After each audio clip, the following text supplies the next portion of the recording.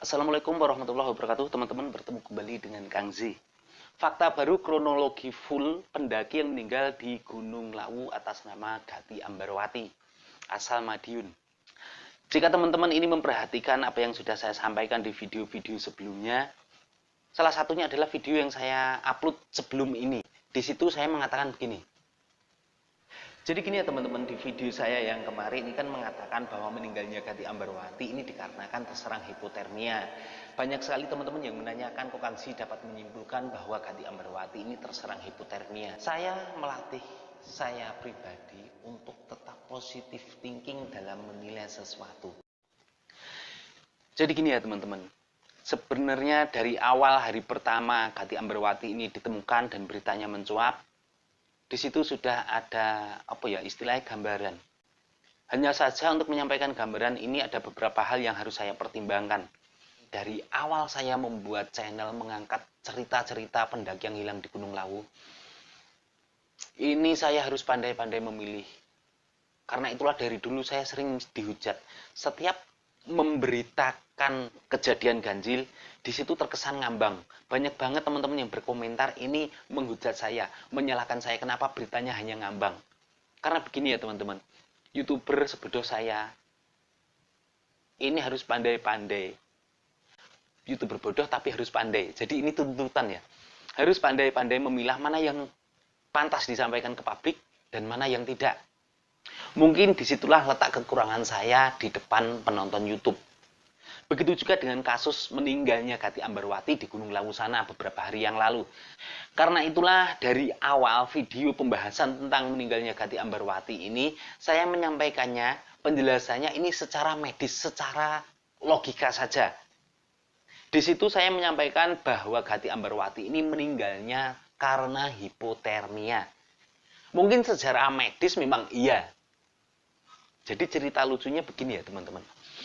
Jadi semalam menjelang tidur ini saya sempat ngobrol-ngobrol dengan istri saya. Ternyata istri saya ini juga penasaran. Kemudian di situ saya jelaskan kematian pendaki khususnya di Gunung Lawu sebenarnya ini ada dua versi. Meskipun apa yang saya sampaikan untuk orang-orang yang tidak percaya dengan gaib, yang kalau komentar itu dikit-dikit dikaitin dengan gaib, ini tidak akan percaya dan akan membantahnya.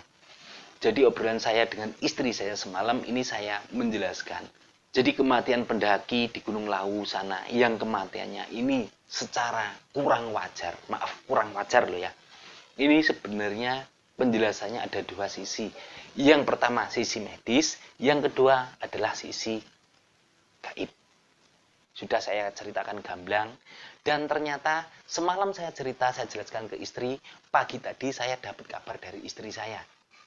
Bahwa ada yang berkomentar di video saya, yaitu driver yang mengantarkan Gati Ambarwati ini ke Gunung Lawu.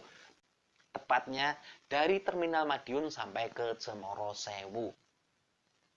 Dan di sepanjang perjalanan ternyata ini banyak sekali keanehan-keanehan dan keganjilan yang dilakukan oleh Gati Ambarwati. Akhirnya saya pun penasaran, saya mengecek ke media sosial lainnya.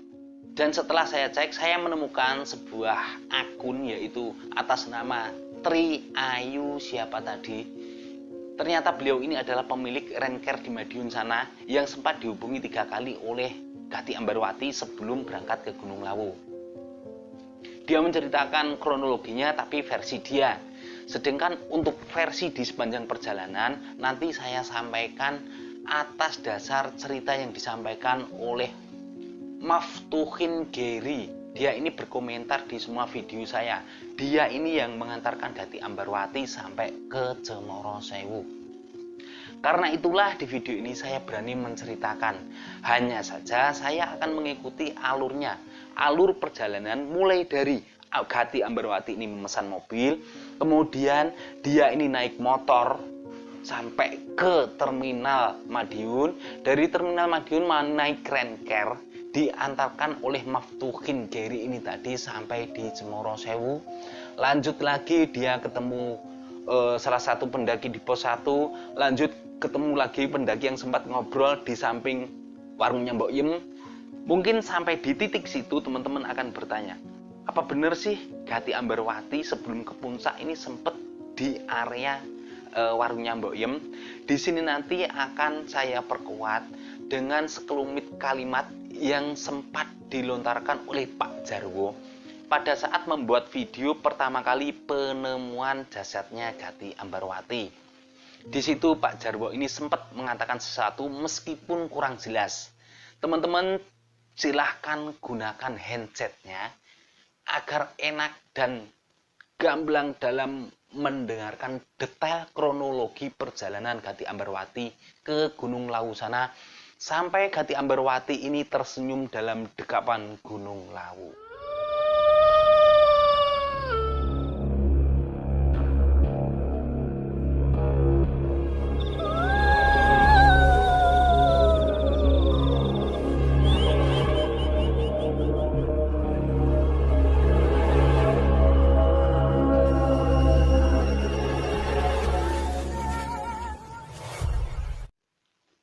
Di sini akan saya mulai dari ceritanya Mbak Tri Ayu Widiawati ya teman-teman, yaitu selaku pemilik Renker Madiun yang sempat dihubungi 3 kali oleh Gati Ambarwati. Awalnya Mbak Gati ini ternyata sudah menghubungi 3 kali, memesan mobil selama 3 kali. Hanya saja yang 2 kali ini selalu dibatalkan. Dan yang terakhir, yang ketiga kali ini deal positif Mbak Gati Renker mobilnya. Untuk pemesanan mobil ini ternyata Gati Ambarwati ini akan memulai dari Terminal Madiun. Dari Terminal Madiun sinilah cerita ini kita berlanjut ke saksi yang kedua, yaitu adik iparnya Mbak Ayu tadi selaku driver yang mengantarkan Gati Ambarwati sampai ke Cemoro Sewu. Naiklah Mbak Gati Ambarwati ini ke mobil yang dibawa oleh Mas Geri tadi. Kemudian lanjut perjalanan. Tapi sesampainya di Mauspati, Geri ini melihat gelagat yang aneh. Di jalan Mauspati sana, si Geri ini melihat wajahnya Gati Ambarwati ini terlihat pucat. Mungkin mikirnya si Geri, Gati ini sedang sakit. Karena itulah dia sempat punya niatan untuk putar balik. Tapi pada saat itu Gati Ambarwati ini ngeyel, ingin segera sampai di Gunung Lawu. Yang menarik, obrolan antara Gati Ambarwati dengan Geri selaku driver ini begini. Pada saat diajak putar balik, ternyata Gati Ambarwati ini mengaku dia ini sedang puasa. Dia harus segera sampai di Gunung Lawu. Karena suatu perjanjian, anehnya lagi, Mbak ini ngomong ngelantur tentang Hamengku Buwono I. Tentang leluhur di sana juga. Untuk masalah ucapan yang disampaikan oleh Gati Ambarwati kepada driver ini, seperti yang saya katakan tadi, bahwa dia ini tidak apa-apa, dia sedang puasa, dia harus segera sampai di Gunung Lawu.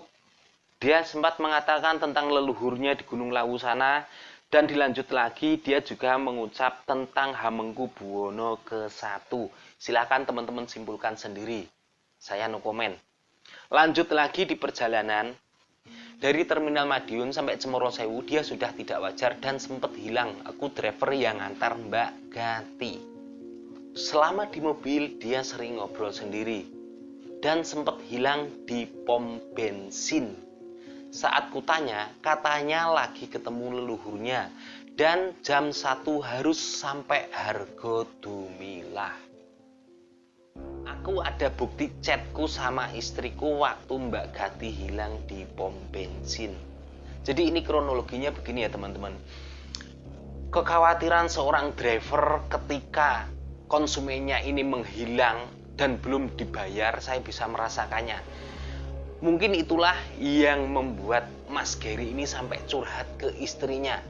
Karena ditunggu selama 2 jam kok nggak balik-balik, akhirnya dia chat ke istrinya mengatakan itu semua, bahwa konsumen ini hilang. Tapi setelah 2 jam ternyata Gati Ambarwati ini balik lagi. Kemudian di sini Maftukin Geri ini juga kembali berkomentar di salah satu video saya. Dia membalas komentarnya Dialova. Bukan masalah hit, selama perjalanan dia sudah aneh, sempat hilang dan ngobrol sendiri. Saya sebagai driver yang ngantar Mbak Gati. Saya mengantar Mbak Gati dari terminal sampai Cemoro Sewu. Selama perjalanan sudah banyak kejanggalan dan sempat hilang 2 jam di pom Plausan. Oh, ternyata pom yang dia maksud ini adalah pom Plausan.